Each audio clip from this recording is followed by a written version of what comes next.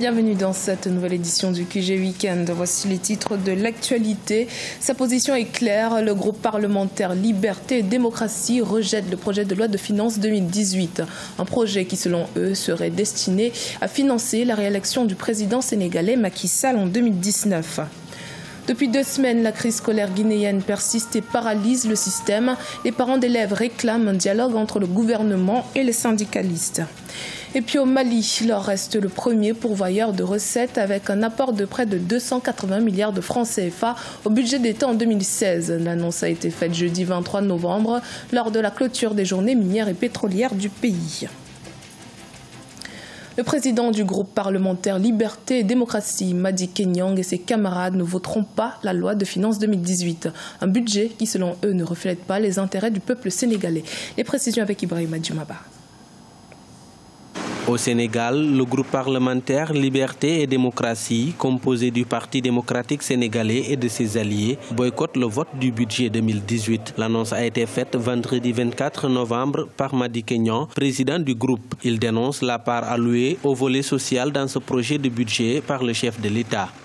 Je pense que c'est un acte qui montre clairement que le Parti démocratique sénégalais s'est résolument tourné vers l'opposition radicale. Le fait de dire qu'il ne va pas voter un budget, c'est assez symbolique. C'est un argument aussi qui ne manque pas d'intérêt. Parce que, vous savez, 2019, c'est pour bientôt. Donc, je pense qu'on peut analyser cet acte symbolique du PDS sous le prisme d'une opposition frontale, d'une opposition résolument tournée vers la contestation. En plus du volet social du projet de budget 2018, les députés du groupe Liberté et Démocratie contestent l'estimation de la croissance à 6%. Pour eux, cela ne se fait pas sentir dans le vécu des populations, non sans fustiger l'endettement de l'État. Le chômage a plus que doublé. Les investissements brandis, ça et là, ne sont que le fruit de la dette récoltée. Une dette inquiétante que les Sénégalais paieront des années. Elle est de 6 420 milliards actuellement. Les séances plénières du vote du budget 2018 ont démarré samedi 25 novembre 2017 à l'Assemblée nationale. Le président Macky Sall a décrété 2018 année du social en lui consacrant plus de 1000 milliards de francs CFA sur un budget total estimé à 3700 milliards de francs CFA. Avec leurs 19 députés, le PDS et ses alliés auront tout de même du mal à empêcher l'adoption de ce projet à la fin de la session budgétaire. Un mouvement de grève déclenché par des syndicalistes paralyse le système scolaire guinéen. Si les autorités ont décidé de porter plainte contre les grévistes à cause d'un mouvement de grève qualifié d'illégal, les associations de parents d'élèves appellent néanmoins au dialogue entre les deux parties. Les détails dans ce reportage d'Emmanuel Milimono. Depuis 2 semaines déjà, le système scolaire guinéen est paralysé par un mouvement de grève. Cet appel à l'arrêt des cours exprimé par 2 syndicalistes a entraîné des élèves dans la rue et causé 3 pertes en vies humaines et plusieurs blessés. Les grévistes, membres du syndicat libre des enseignants et chercheurs de Guinée, réclament une amélioration des conditions de vie et de travail des enseignants. Selon des spécialistes, cette grève est illégale. On peut dire que la majorité des points a été mise en œuvre, on va dire, à 85-90%. Il reste le dernier point sur l'évaluation de l'impact du changement de la valeur monétaire du point d'indice. Les accords étaient très clairs en ce sens-là. Cette mise en œuvre de la nouvelle grille de salaire des fonctionnaires ne devait pas entraîner d'augmentation substantielle de salaire puisque d'autres avaient été consentis par ailleurs. Pendant ce temps, les cours sont paralysés et les écoles sont fermées depuis 2 semaines. C'est cette paralysie qui a occasionné des manifestations d'élèves et conduit à la mort de certains d'entre eux. Les parents d'élèves optent pour le maintien de ces derniers dans les maisons en attendant le dénouement de cette crise. Il faut que nous disions aux parents de garder les enfants à domicile parce qu'auprès de toi, ton enfant est mieux surveillé.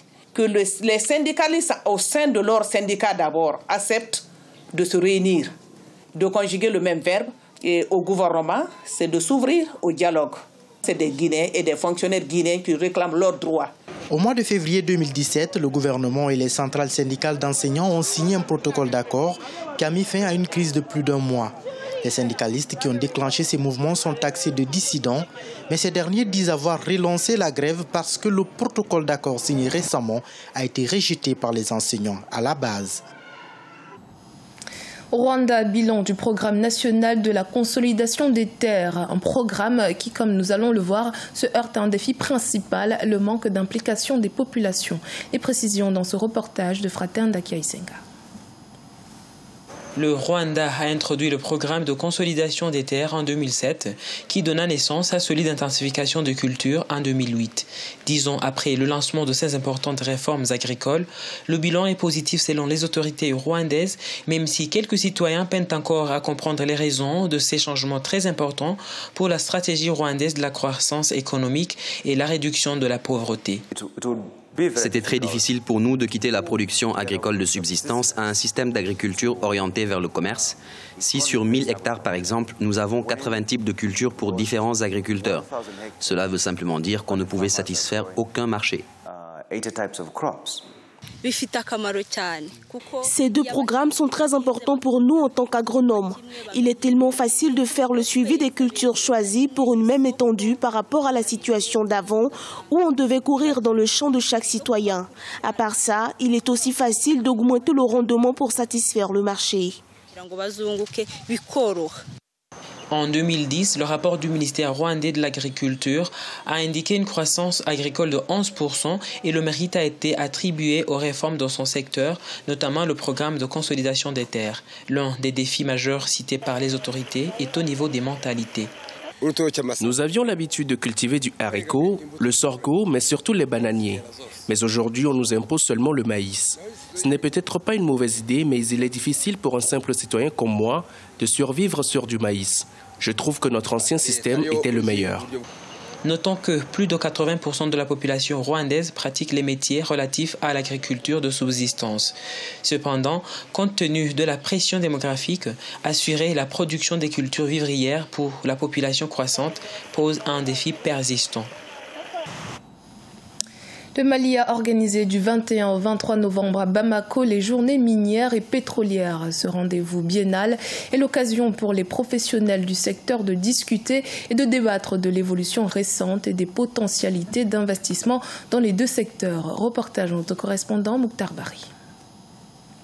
Les 7e journées minières et pétrolières du Mali se sont tenues du 21 au 23 novembre 2017, pays dont le sous-sol regorge d'énormes potentialités minières telles que la bauxite, le diamant, le fer, le manganèse, le calcaire, le cuivre, l'uranium ou encore l'or. Parmi ces métaux, l'or est le premier produit d'exportation avec une production de 47 000 tonnes par an. 3 zones se distinguent en matière d'industrie d'extraction. La région de Caille, celle de Sikasso et les régions du nord que sont Gao et Tombouctou. Bon, la politique principale du gouvernement, c'est d'accroître l'apport des mines dans le développement économique et social du pays.